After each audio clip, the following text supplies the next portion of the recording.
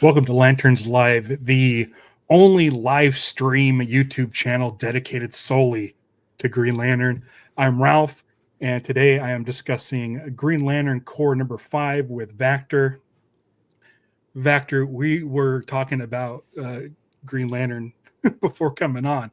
I was talking about this thing that a friend of mine gave me from it was a thing they shipped out to people like Kevin Smith and Seth Green before the 2011 movie came out. Oh, it's so dusty. But yeah, I need to like spruce it up and fix the light inside. Yeah. But you said you saw this and you were getting excited about the Lantern series, and I said, let's just go live. Let's just go live. Yes. Man, there was a level of excitement before that live action movie where I had got all my friends hyped up. I was like, "Oh, you guys are gonna love this movie. This is gonna be great." And then they came out and they were like, "Why did you bring us to this movie? Why did you make us watch this?" And I said the Green Lantern oath during the movie when he says it in the movie. And so Oh, that's great. there's a level of Green Lantern. I want it to be good, and this show, everything I've seen of Lanterns so far, even though we haven't seen like a ton, like I have a good feeling about this. I do too. I do too. And I mean, again, I had a good feeling in 2011. And when I saw the movie, I wasn't mad. I wasn't mad. I was like, oh, it's too short. And it felt like a Cliff's Notes version of Green Lantern. Like there's so much more that it could have been and it should have been. And Warner Brothers, after the sort of, it wasn't as successful. It wasn't a major flop. It just wasn't as successful as people were hoping. Warner Brothers came out and said, hey, it's 100% our fault. They slashed the budget crazy. They did they just completely slashed the budget during post-production, and they copped to it. But like I think it was like 2 weeks or something before the movie came out, they put in like 10 million more into the VFX budget to do the opening sequence with the narration with Jeffrey Wright. Jeffrey Wright, not Jeffrey Wright, Jeffrey Rush. Jeffrey Rush. Yes. That's right. Doing sort of the narration with Abin Sur and saying how there's 3,600 sectors and all that stuff. But it just like wasn't enough to like be what it was supposed to be. I brought this up before. I have the Constructing Green Lantern from Page to Screen. It's like a compendium, like art book, like kind of, it's like basically the art of the Green Lantern movie. And in that you can see that Tomar Ray, Sinestro, and Kilowog are part of the fight against Parallax in Coast City, which doesn't appear in the movie. It's just Hal fighting Parallax on his own, and then he flies into the sun. And like according to the script, or what I've heard, was not only was it those 4 lanterns fighting Parallax in Coast City, Hal doesn't guide Parallax directly to Earth. He takes him to Oa. Ooh. Where all the Green Lanterns fight Parallax on Oa, and then Hal remembers his training and goes to an Owen sun to dispatch Parallax. Ooh.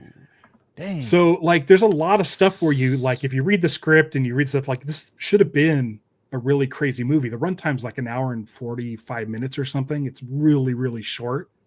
You can see if it was like a 2 hour and 9 minute movie or 2 hour, 10-minute movie, like you could have a really crazy, like 20-minute, 25-minute, like, and like climax with all these Green Lanterns fighting Parallax on Oa. And it's basically Hal just dumping Parallax on the Guardians front lawn. So when I saw the movie, I was like, man, this doesn't feel like, it feels like half done. Yeah. And it's funny because like Jeff Johns stopped tweeting about the movie about a week or two before it came out. And like, he was like ready to get, like, he seemed like so on board, but wasn't getting to see like bits and pieces of the movie or something. Ooh. Something's up. Dang. I'd love to have him on just to get his thoughts on that Yeah. time frame. That would be amazing. where he along with the artist brought Green Lantern to the highest of heights, and then enough to where like they produced a major motion picture only to see it kind of fizzle. Right. So it's been a long time coming, and I feel a little gun shy when it comes to Green Lantern stuff. I get a little iffy on things, but man, like you're right, this Lantern show feels different, and we've only seen like one official image. And it's just the two actors we knew who were going to play the two characters they're playing. So like for that minimal amount of information that we've gotten with the picture, and then like the Jeff Jensen article about the series and stuff, we're only getting like little tidbits here and there. But I mean, are we excited? Do we think it's going to be done right because it's been so long? Or do you still feel apprehensive about the series at all? Is there any part of you that feels like, oh man, they're going to mess this up? You know, back in the day, HBO was like never missing. Like every show they were putting out was like hit after hit. And I was at that time, if you had told me there was going to be a Green Lantern HBO show, I would have been like, oh man, this is going to be a no-brainer. It's going to be fantastic. I feel like in 2025, HBO doesn't have the same level of mystique that they used to. Now, they still put out high-quality shows, but I don't feel like they have that aura around them like they used to. So part of me is like, yes, I feel like because it's an HBO show, and you know the people, the creatives that are behind it right now, I feel like we're in good hands just from that alone. The writers that we have, it feels like this is going to be taken seriously. I had zero expectations of Watchmen. Oh yes, zero. Yes. Mm-hmm. Yeah. But Damon Lindelof was doing it, so I watched it, and it starts off with a bang.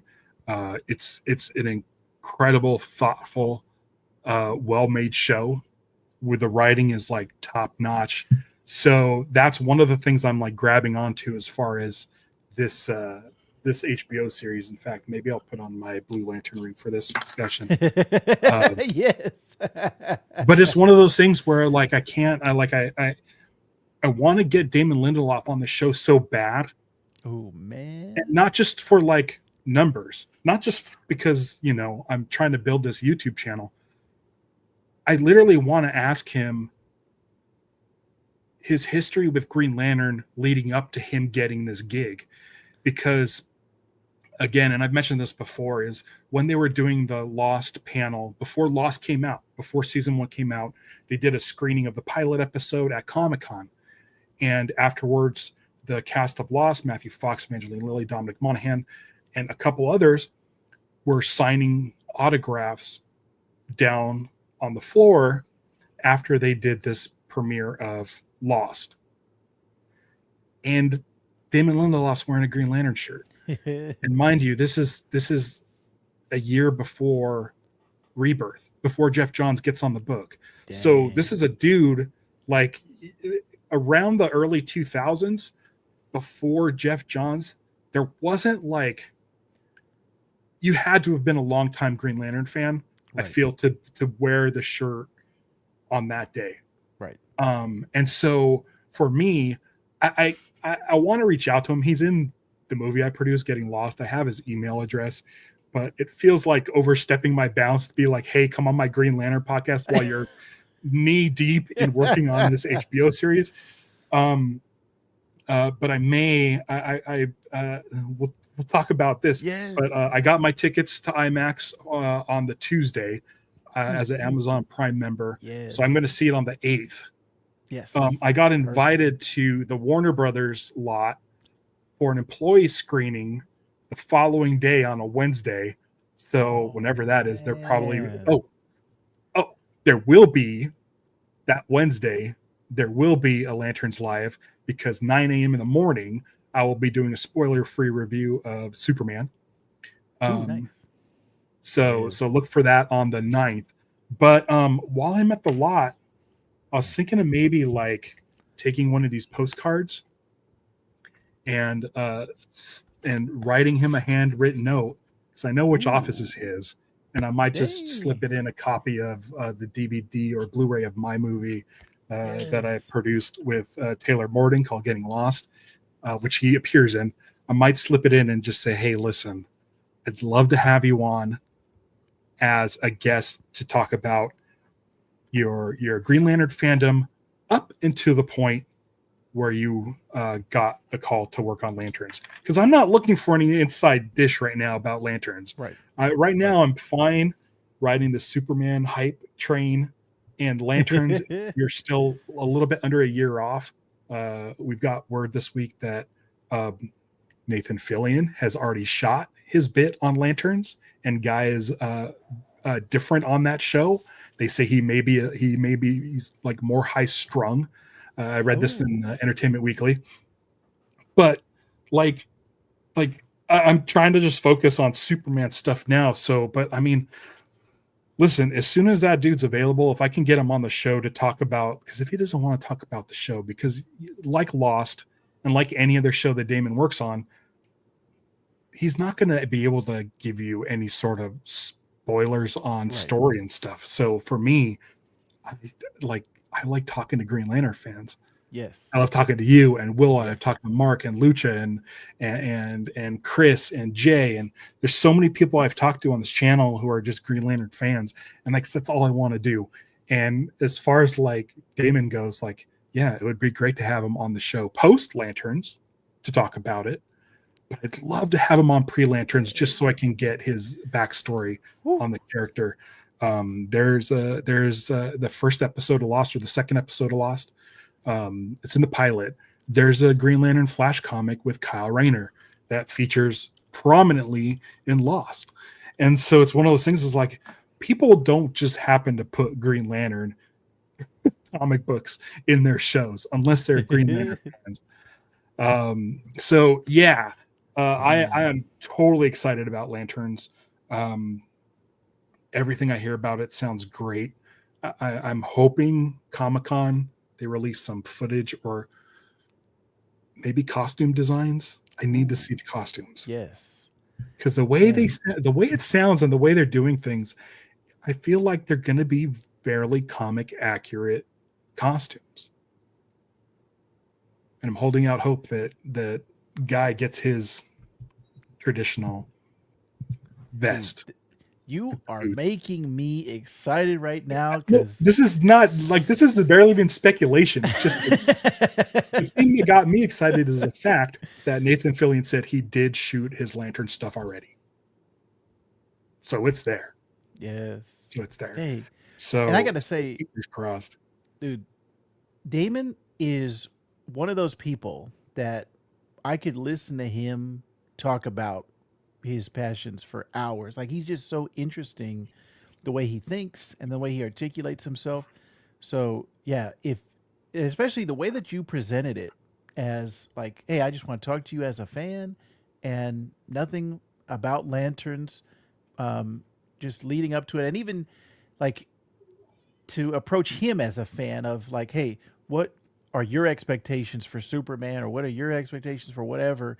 That I think is the way to do it, and I would love to hear it. Like, if you could get him on, I would just love to hear him talk. Because like I said, I could listen to him read the phone book. He's one of those guys that I'm just fascinated by. Yeah, if I can slip this DVD in his door, when I'm on the lot, that'll be great. Yes. A, because I think he deserves a Blu-ray copy of the movie. Yeah. And B, like my sister gave me these Green Lantern postcards, which are just begging to be written on. Nice. Yes. She sent me one. I think it was a Showcase 22, but I don't know if I still have that, but it's definitely beautiful. I'll have to hunt it down. Speaking of which, I have some signed cards for Lost that I got while making the movie.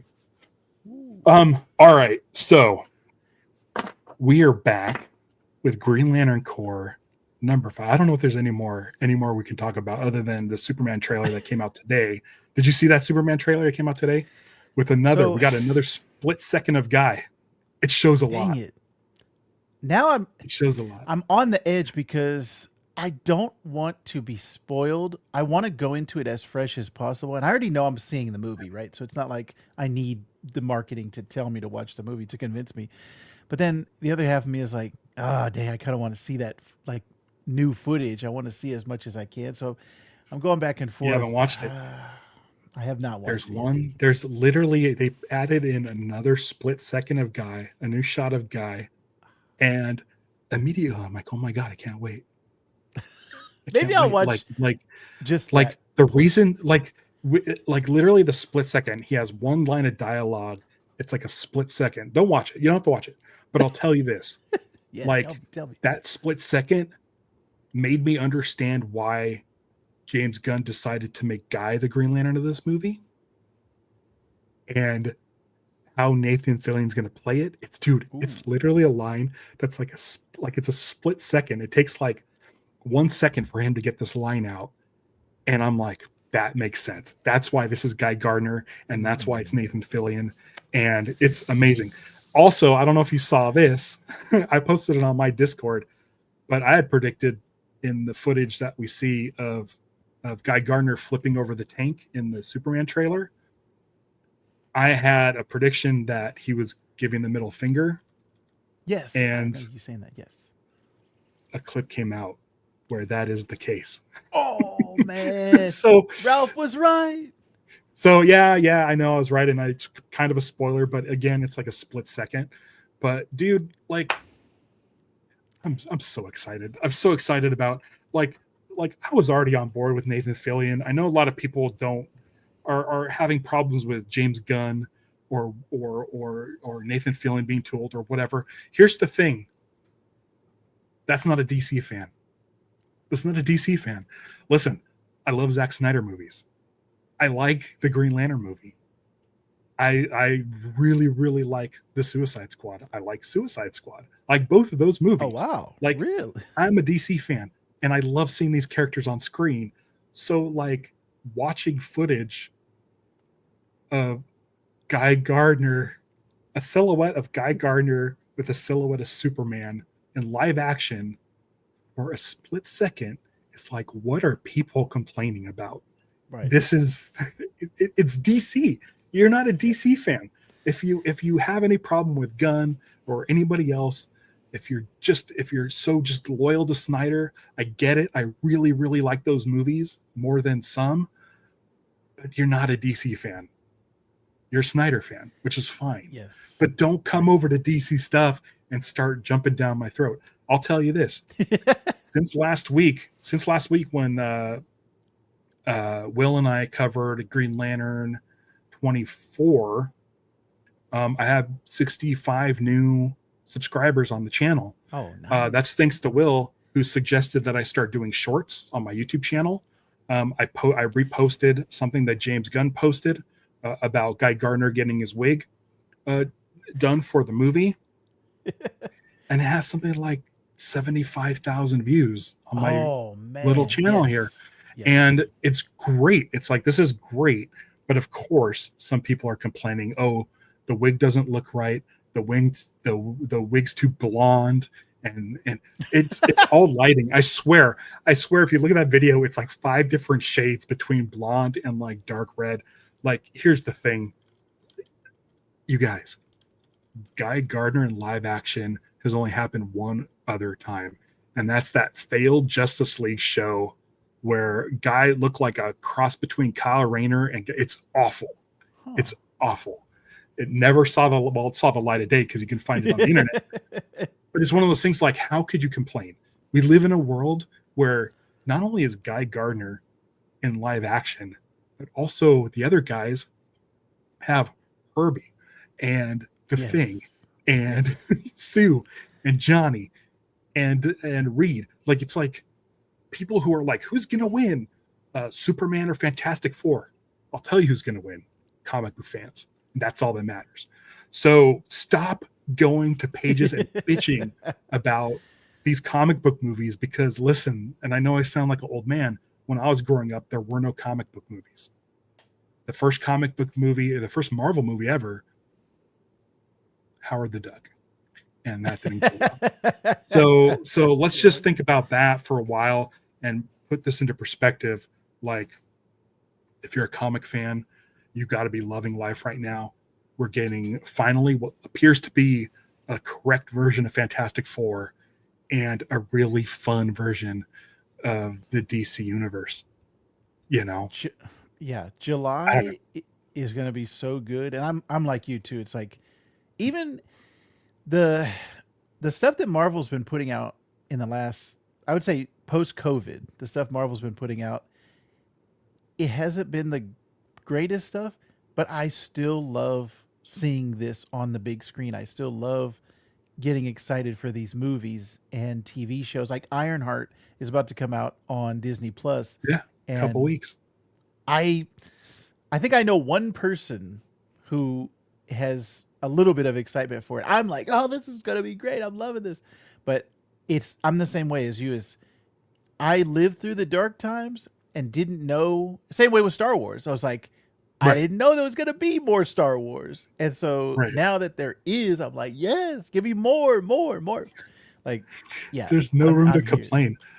There's so much of this stuff that you can pick your flavor. Again, like, to all the Snyder fans out there, again, I'm one of them. Those movies aren't going away because there's a new Superman movie coming out by James Gunn. I don't Those get movies that. will always be there. And that Justice League movie, which I loved that Justice League movie. It's like, what, 4 hours long? Yes, the Snyder Like, Cut, that's yeah. a lot of movie. Yes, that Like, was you a- can I get did your like that. fill. And I like Batman v Superman. I was a big fan of the extended cut. I think the way they handled Clark in the extended cut was a lot cooler. I like the way that Clark was actually a journalist and going to Gotham to do reporting on the Batman, yes. even though he was supposed to just be covering sports. Like stuff like that was really cool, but it got cut out of the initial cut. The Martha thing. Can I talk about the Martha thing real quick? I loved it. I teared up because, like, listen, it never occurred to me in my 48 years on this planet, never occurred to me that Clark and Bruce, their moms had the same name. Never occurred to me once. Never once. Yeah.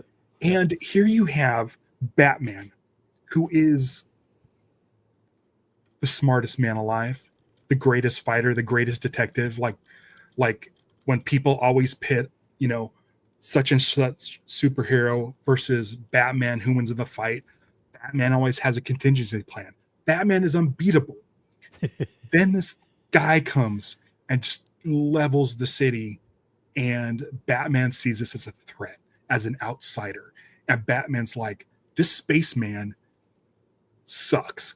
I'm going to take out this spaceman without knowing a single thing about him, without knowing a single thing. And that moment when Clark says Martha, like, this wave, it just hits Batman. Like, why are you saying that name? Are you reading my mind? Are you looking into who I am? Do you know that I'm Bruce Wayne? And Lois comes in and says, that's his mom's name. And to me, it's such an emotional moment because it's telling Batman, like, this is just a dude. You're dunking on this dude. Like, it's not some alien threat. He's here to help. And so that moment for me, I was just like, oh my gosh, like, I'd never put those two together. And maybe it's Zack Snyder's direction or whatever it is, but it was a moment where I was just like taken aback. I don't know if he got all of that information out as a director from the script, if that was coming through in the performances. But for me, that's exactly when he said Martha, that hit me like a ton of bricks. Like, they both have a mom named Martha, and that puts a whole new perspective on what Batman thinks of this alien. So for me, like, it really makes me frustrated when people like joke about Martha, because it's doesn't, like, it's like, I don't know. It's the same reason like people make fun of like Ryan Reynolds in the CGI suit and stuff like it's such easy fodder. Right. Low hanging But fruit. like just Yeah. think about what like goes into this stuff, and like I don't know, like I don't like when people gang up on one thing. So yeah, like it doesn't bother Lucha either. It's such an easy joke. I think that's what it is. Just such an easy joke for a moment that I feel like is kind of like the linchpin of the whole movie. People were like, "Oh, we got to see Batman's origin story again in Batman v Superman," but it's setting up Thomas saying the words Martha. You need that for the moment that comes later. So like massive fan of the Batman v Superman Ultimate Edition director's cut. Yes. It's the longer version. I think it's called Ultimate Edition. So yeah, correct me in the comments, but listen, guys, Snyder guys, I'm right there with you. I'm also right there with the gun guys. Let's just be DC fans. Yeah, there's plenty of room for everybody. I gotta ask you real quick: have you seen Teen Titans Go to the Movies? I haven't, but I think I know what you're talking about. Yes, that number one, that movie is great. I watched it in the theater. I was the oldest person in the theater, but my son has recently discovered it because there's a fart joke that just happened to be playing in the background, and he made me rewind it and play it 5 times, and so that's his favorite movie right now. But anyways, in Teen Titans Go to the Movies, there's a Batman and a Superman, and they do the Martha joke. Well, first, the outcome after they say both their mom's name is Martha, they hug, and they're like, there's hearts around them, and they're in love. And then they go, "Wait a minute, what's your dad's name?" And he's like, "Jonathan." And then they start fighting again. So they went. The Teen Titans joke was the opposite of That's that. great. But I love that is a great film to see as a DC fan. That is a great movie. Okay, I need to watch it. I tend not to like. I still haven't watched like Creature Commandos, but I think I gotta watch it for Superman. Yeah. I've watched the first. I watched the first episode. I find it tough to get into animation sometimes. I tried Young Justice, couldn't get into it. I tried my Adventure with Superman. I only got through the first episode, so I really need to catch up on this stuff. Yes, all those things are fantastic. 5 out of 5. Yeah. All right. We've talked about a half hour, not about Green Lantern number 5, which I can just say, like, I absolutely loved. I was about to say, speaking of things that are 5 out of 5, this might be my favorite issue so far. I was reading this, and I was like, this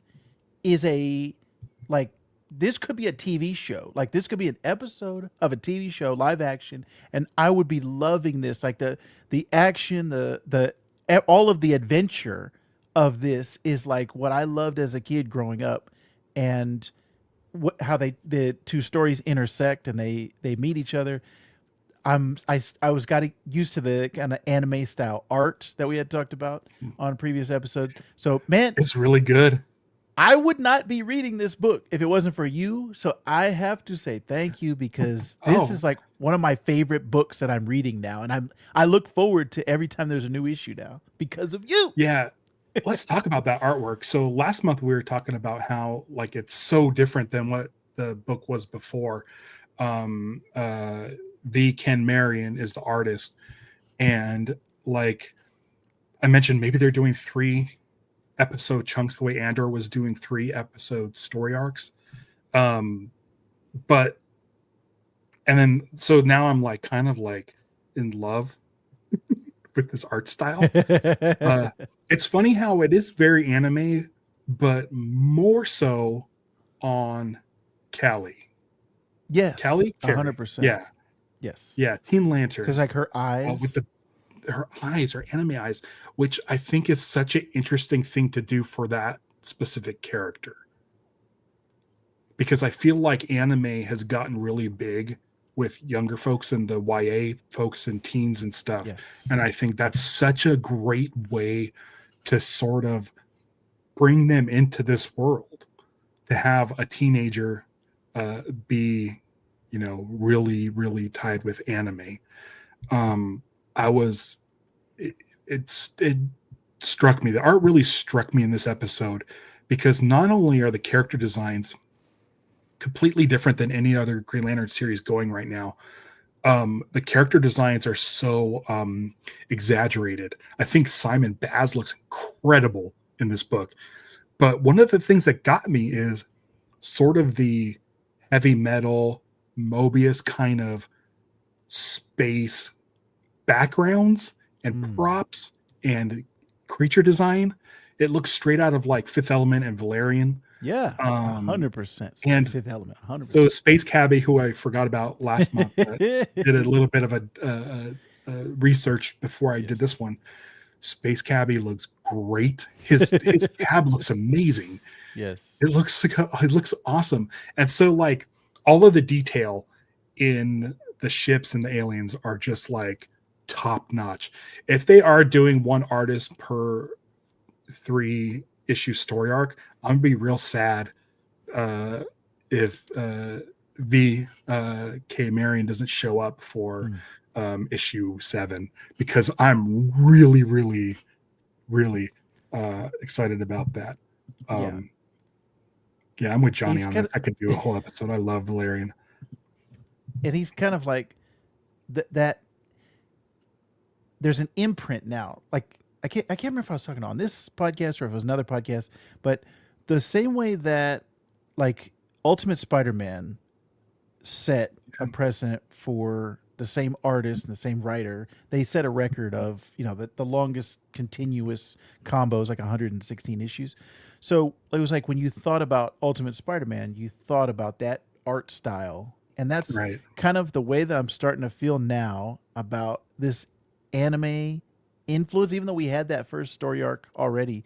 Now I'm already like on to this one. Like this is kind of imprinted on me as this is the Green Lantern core art style. Right. Which is kind of nice. It really sets itself apart from the Green Lantern proper series, which Jeremy Adams was working on both.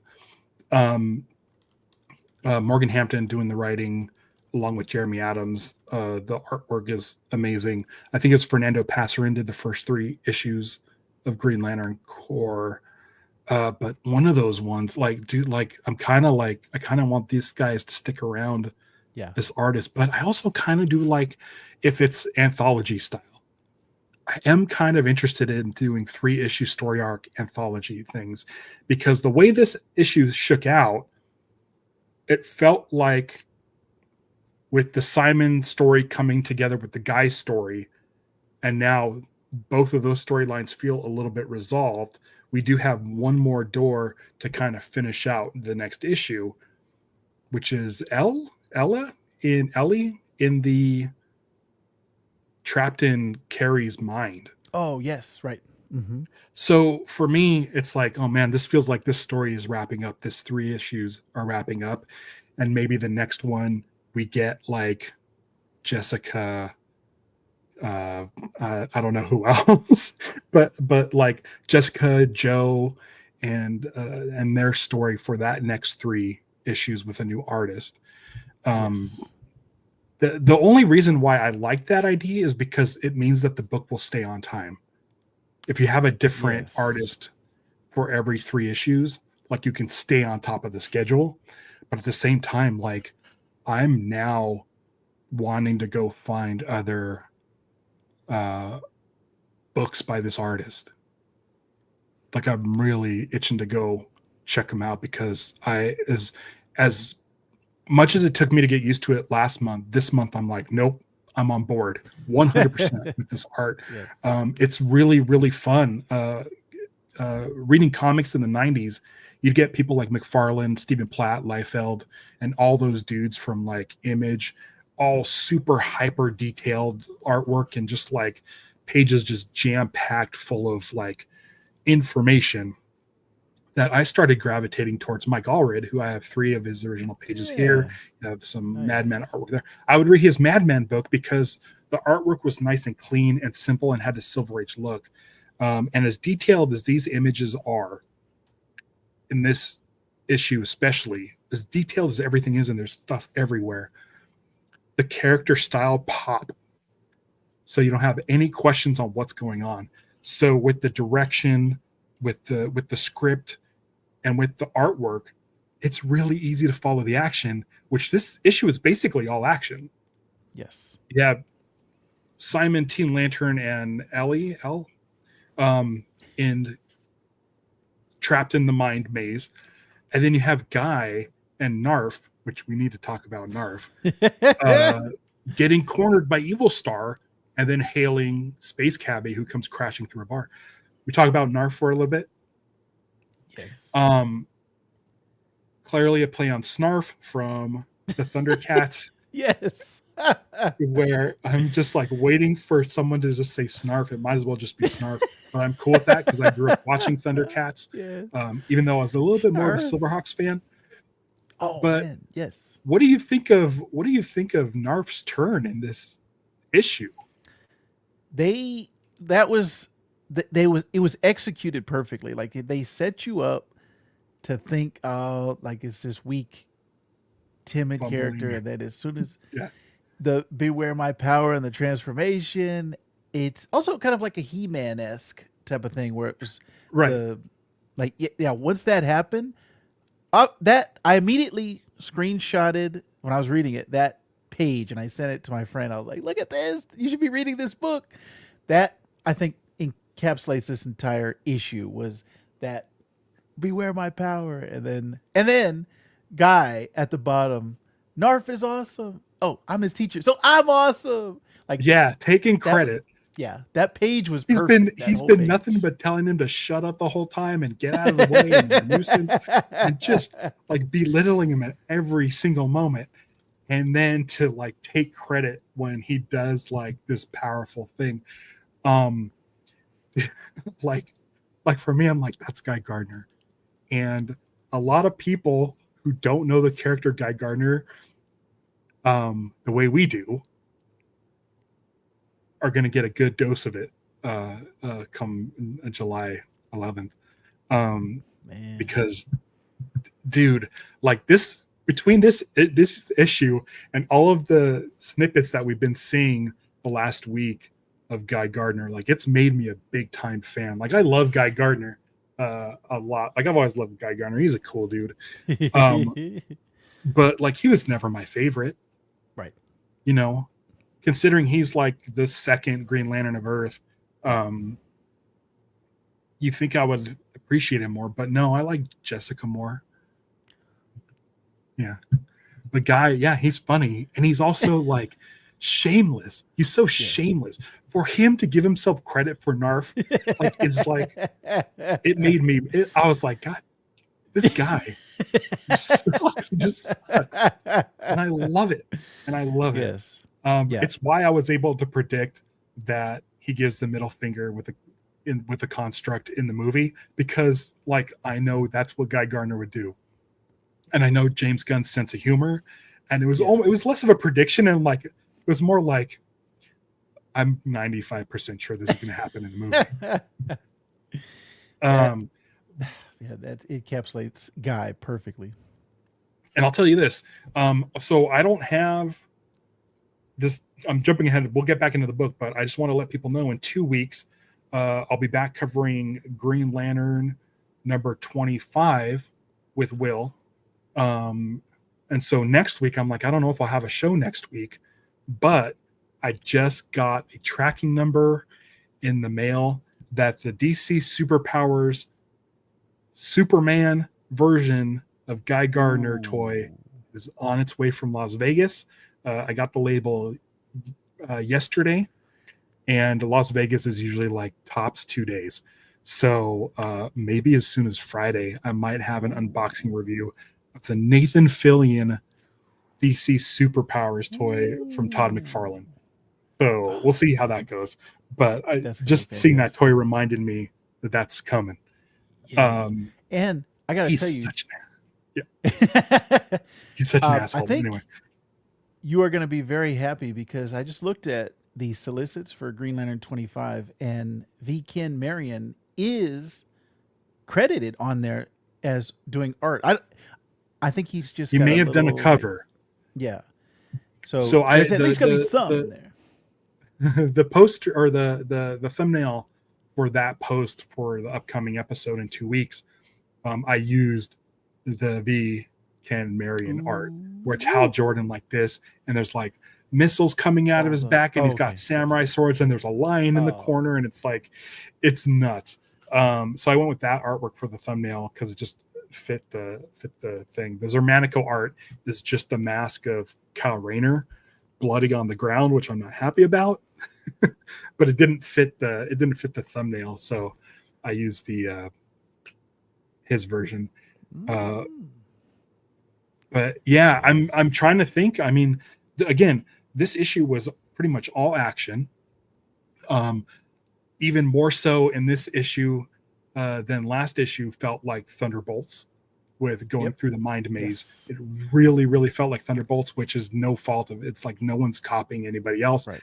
Being inside someone's mind physically has been going back for a long time in science fiction and stuff. And you're like Freddy Krueger's and even beyond that, being in sort of a nightmare world.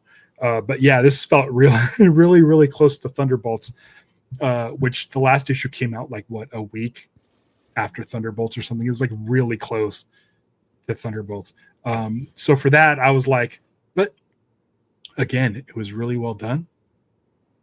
I think the action had a nice progression. I'm really excited to see that what happens to John's little ghost girl stuck inside her mind maze. Yes. That should be really, really interesting. Maybe it's their way of sidelighting the character for a little bit, or maybe next month we'll just get a full story of just her. I don't know. Yeah. The kind of tease is what's behind that door and a mission to Mogo. So yeah, Mogo is going to appear somewhere in there. But yeah, that, man, it's the perfect,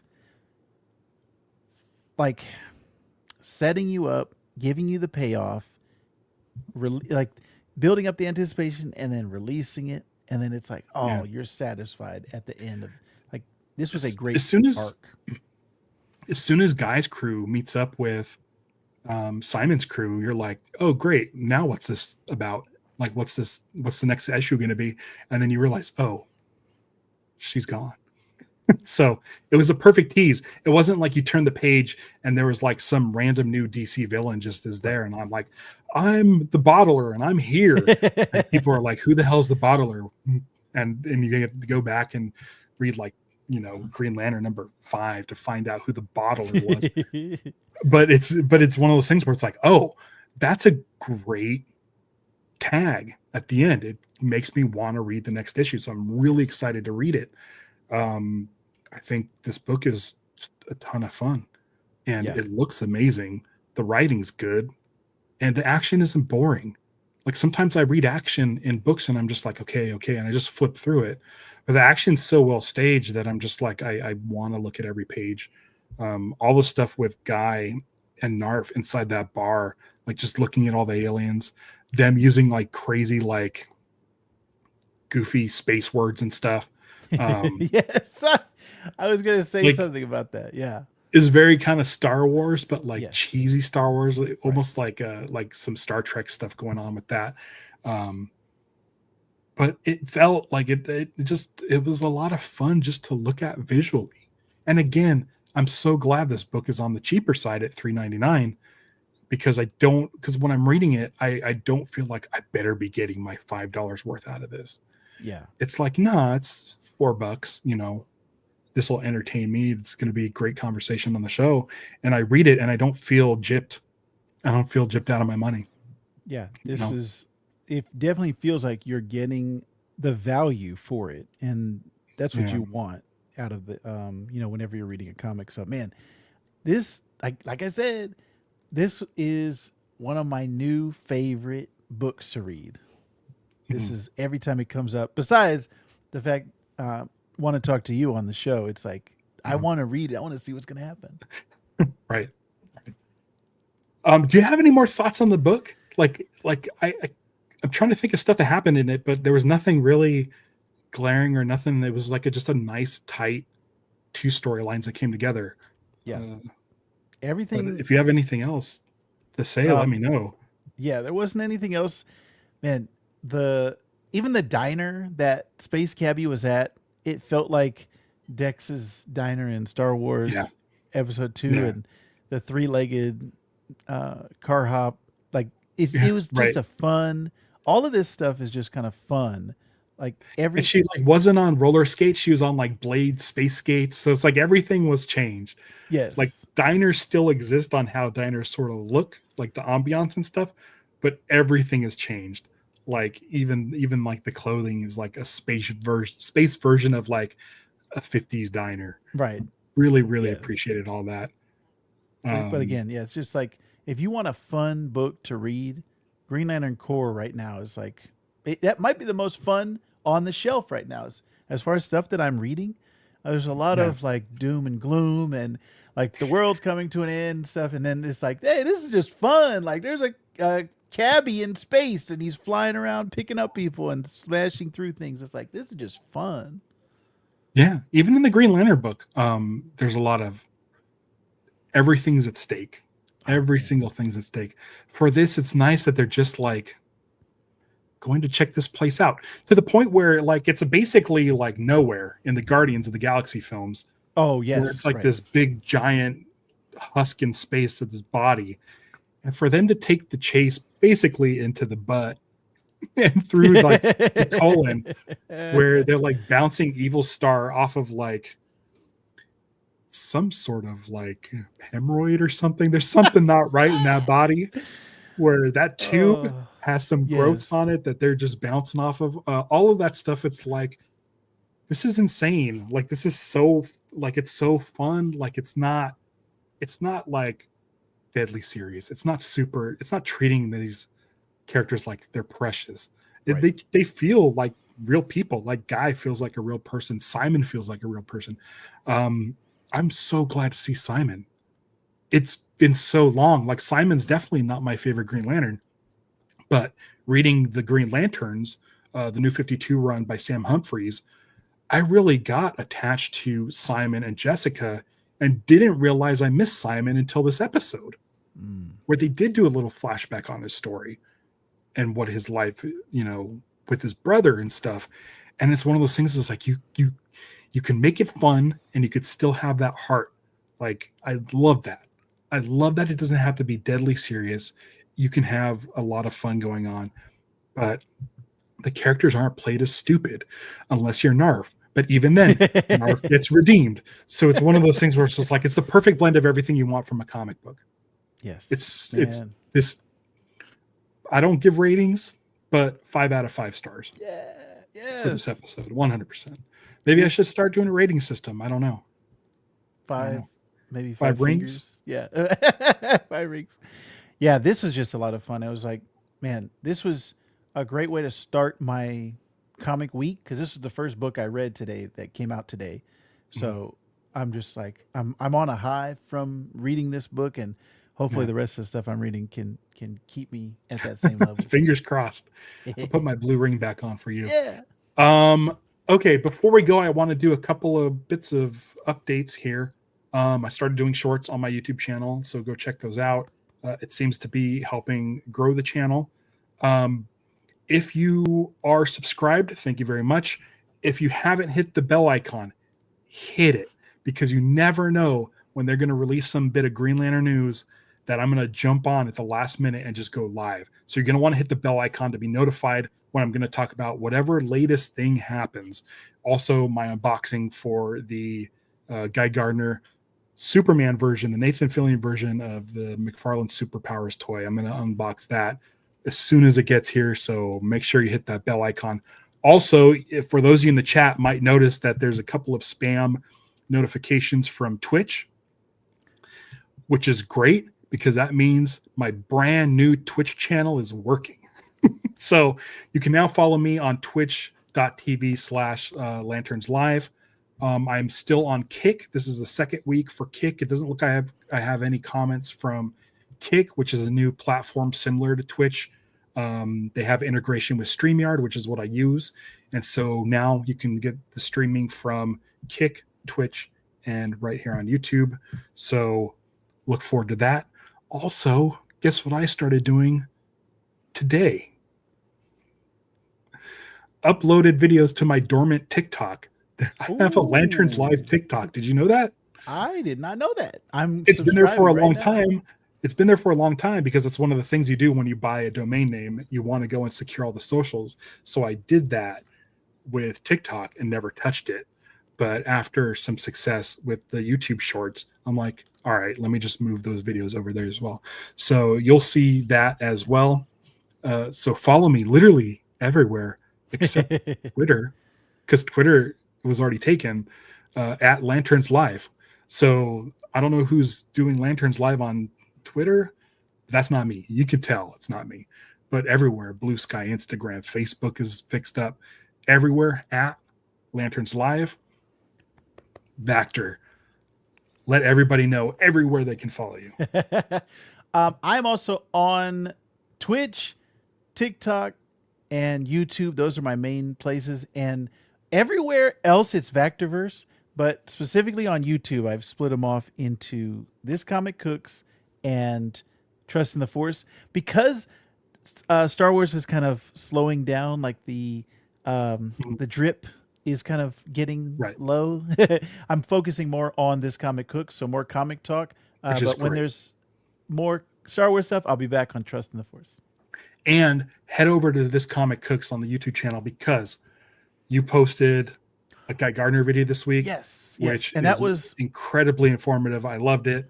Everyone go watch it. If you have any questions on what the hell Nathan Fillion and his bowl cut are doing in Superman, get a primer, get prepped, go watch This Comic Cooks Green Lantern Guy Gardner thing. In fact, I think at the end of this episode, when I roll the Patreon credits, I'll add your episode into that screen.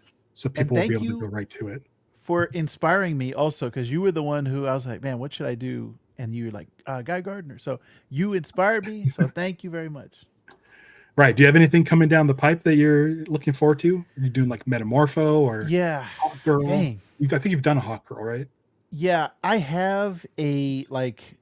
There's and every day I'm like, I got more. I got more to do, but I've got like at least 50 that I'm in my mind. I don't know what I'm gonna do next, but I have a ton that's coming down the pipe. You could do a quick one on Narf. He's only been in 2 issues. Ooh, yeah, not a bad idea. Yeah, I just might. Thank you again for joining me. I'll most likely see you next month. Yes, for the 3rd issue of this chunk. I'm assuming that we'll get the climax of this story next month with more from Morgan Hampton, Jeremy Adams, and V KEN MARION. Dude, I can't wait. Like when I was finished with this, I'm like, God dang, why do we have to wait a month? So thank you so much for joining me. Everybody in the chat, thanks for joining me. Again, hit the bell icon. Follow my shorts. I'm going to be uploading more shorts as we go. I made 2 today. One's already up. Talks about Gunn versus Snyder versus Marvel versus DC. It's a little bit of a clickbaity title, but I think you'll like it. I think you'll like it. Because it talks about what I did, like with Martha. Like it's like, hey, I love all these things. There's room in people's hearts to love all of this stuff. So that is perfect. Look forward to it. Comic fans, please stay positive out there. And until next time, beware my power. Oh, nope. Beware my podcast. It's Lanterns Live. Bye.